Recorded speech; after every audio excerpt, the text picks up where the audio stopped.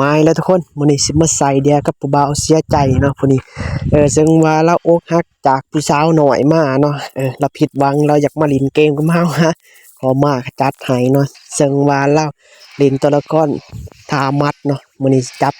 อันฟ้ามาปราบทามัดแบบบ่ให้เดือสายมาจังหวะนี้ทุกคนเลยเดือดข่อยก็ยังเดือน้อยเดียวอยากต่อแล้วประมาทเราเฮิงหวังว่าสิกวาดทาสองใส่เนาะกวาดบ่ทันถือดาวควนหิมูซับคูเฮาเรียบร้อยเนาะ จังหวะเรือเดือดจังมันน้อยเดียวกันทุกคนถือไม้กันฟอคอยกวาดเข้าไปนะทุกคนเลย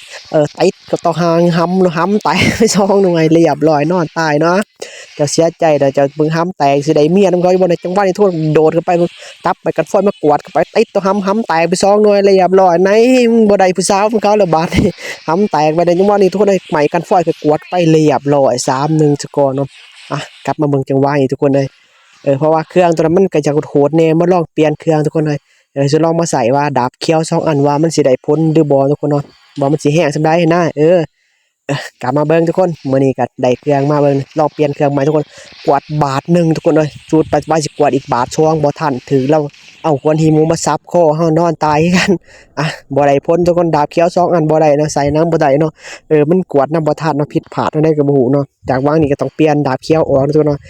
จำไว้ให้ดีเด้อไผที่ว่าอยากดินเอาฟ้า